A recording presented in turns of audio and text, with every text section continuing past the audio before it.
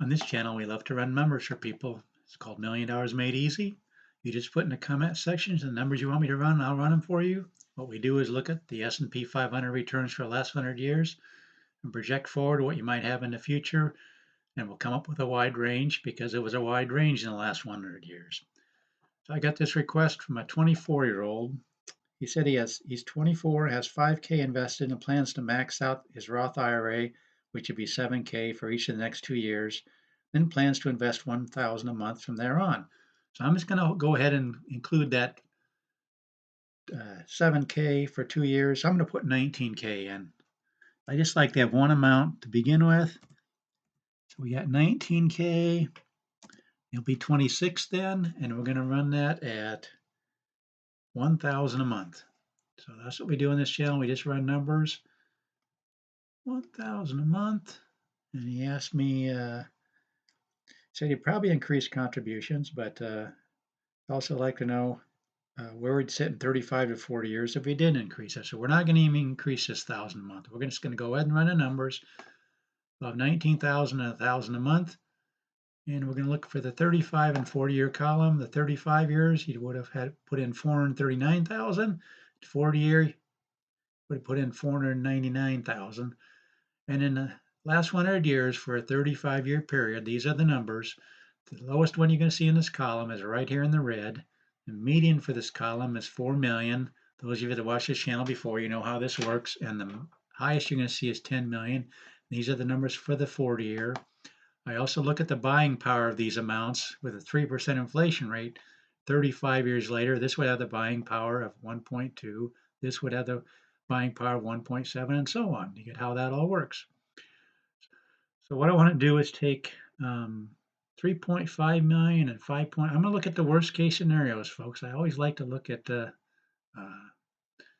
figure if I can give you the worst case, it's just going to be better. So what we're going to do, he wants to know what a relatively safe amount to withdraw monthly, but we based on the estimate balance at that time. Well, the estimate balance is between 3.5 and 5.6. So we're going to go over here with the 3.5 million first. So let me type that in. And the other one is 5.6 million, but this is the 35-year amount.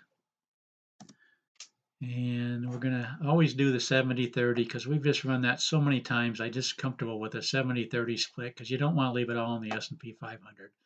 What means 70,000 staying in the S&P 500 and 30% going in our cash reserve, and I just have that paying. Well, let's make this 3%, just in case the bond market or wherever your bucket, your cash reserve bucket is. We're just going to go ahead and do that. What we do is just run the numbers for that then with the 3.5 million. And we want to see, I love to stick close to the 4% rule. So if you have 3%, 3.5 million, what do you think there? I'm getting close, 11. Okay, 11,500. This is 35 years from now. We'll look at the 40-year column in a minute. What we're going to do is run the numbers, again, using the returns for the last 100 years, and see how many times you run out of money. You can stick close to the 4% rule. You're going to only run out of money in 1929, basically. In this case, you don't even run out of money in 1929. Even 1929, these are the numbers, how much you would have left after 10 years, after 20 years, and after 30 years. The market had these kind of returns from 1929 on, taking out 11,500. Oh, I do want to do a COLA, though, 3% COLA, and that is going to change, and you probably are going to run out of money in 1929 because I've run these numbers before. After 20 years, you'll be fine in 1929, 1930, but the other ones you wouldn't. So if you just knock this down just a little bit lower, for example, let's just do 11,000 and maybe even get rid of those 2 years after 30 years. I run these numbers so much, if I'm confusing you, just check out some of the videos and you'll catch on real quick. I want to get rid of that one last red one here. Let's see if I can. That's still stubborn. Stubborn. 1929 was just plain stubborn. I gotta know if 3.43 is going to eliminate it. Yep, finally got rid of it. I'm sorry, I'm just playing with numbers, but okay, that's with 3,500 after 35 years. We also had the 5,600, if I remember right, after 40 years. And again, we're looking at the worst case scenario, folks. If I did the median, you could take out even more. But let's do 5.6 million. That's what we do on this channel. We just run different numbers, just to give you some kind of idea what you might have in the future. So much can happen in the next 35 and 40 years. We understand that. But generally, we just believe that S&P 500 is not going to be much worse or much better than what it's done over the last 100 years, and that's why we stick to it. Okay, 5.6 million, that's only 2.14%. You can see it right there, taking out 10,000.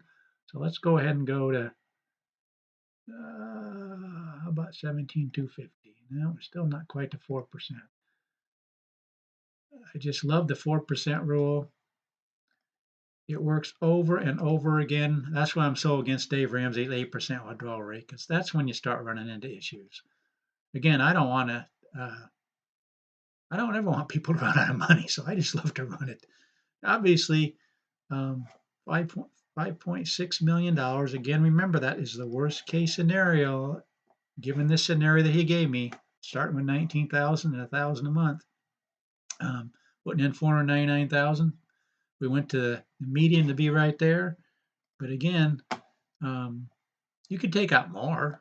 I mean, let's just go. I want to show you what. Okay, let's say you take out 5.36%. What you're doing is increasing your chances in some cases, not very many, but some cases, because of some of these down years in the last 100 years, you could potentially run out of money just a few times. But let's see how many times you would actually run out of money if you do a 5.36% return.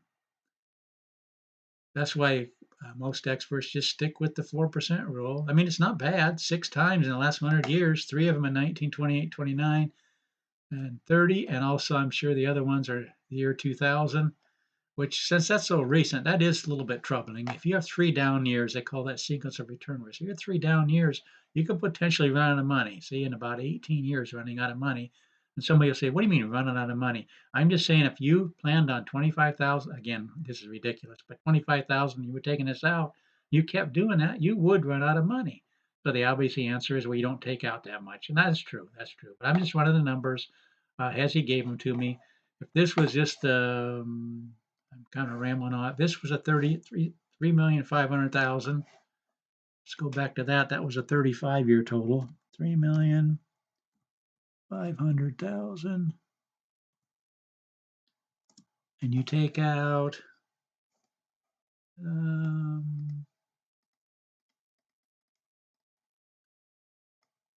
20,000. That'd be 6.86. That's when you start getting.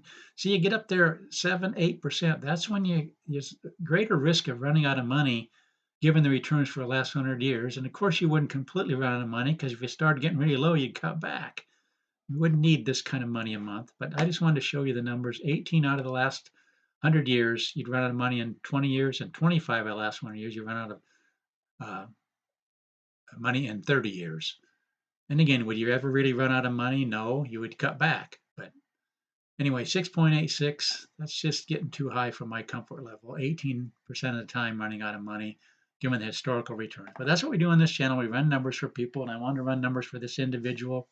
Hopefully this made sense for him, both in the accumulation stage, getting to these numbers with the numbers he gave me, and then once he got to that stage, putting those numbers in and seeing where you'd be.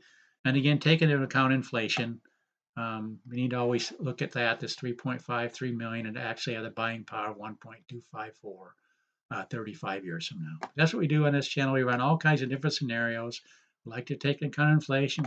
We didn't even look at a COLA if we increase this 1,000 a month by 3%. But that's the kind of things we can do. You just ask me to run the numbers, I'll run the numbers for you. Please consider subscribing. Please tell your friends about this channel. Let them know there's a channel out there that'll run numbers for them, and give them some ballpark figures of where they might be. Otherwise, there's no way anybody would even know where in the world would you be with this kind of scenario, 1,000 a month and 19,000. How would you even know without using some historical data? So again, please consider subscribing, share this with your friends, like the video, and thanks for watching.